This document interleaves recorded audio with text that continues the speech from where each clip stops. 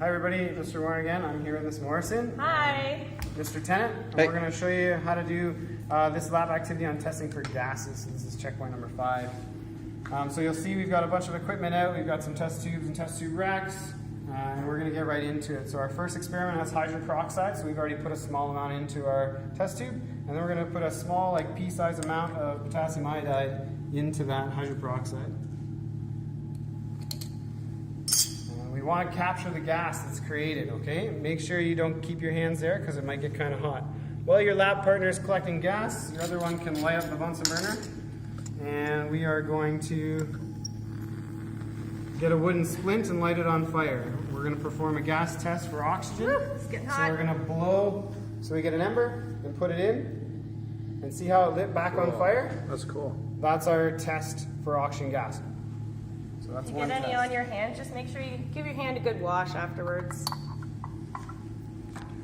While she's cleaning up, we'll get on to the next one. The next one uses magnesium metal, so I've already got a piece of magnesium metal in this test tube, and some hydrochloric acid. So I've got some hydrochloric acid here, and we're going to mix it.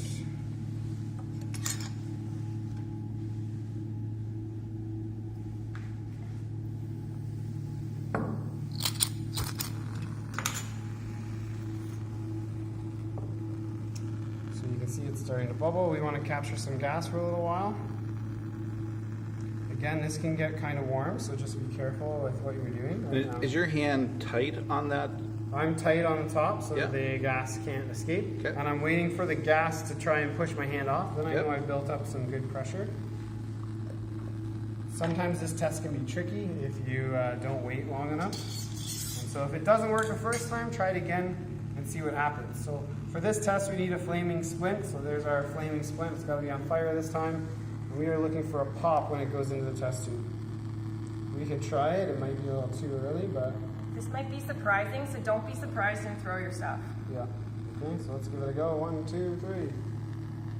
Well, there's a mild pop, but it Heard didn't it. really work very I well. heard it. Wah, wah. So if you collect more gas, you'd probably hear a lot louder pop. That's kind of what we're looking for. Okay. So try it on your own, see what happens. So that's our gas test for hydrogen.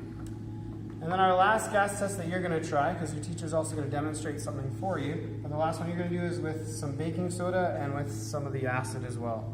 Okay, so we're going to test for carbon dioxide when this reacts. Now this is one where you need to be careful, because if you put too much in, it can actually bubble over the edge of the test tube, and we don't want to do that. So if we see the bubbling, we know we've created carbon dioxide gas. We're going to take our flaming splint now and put it in and see how it went right out.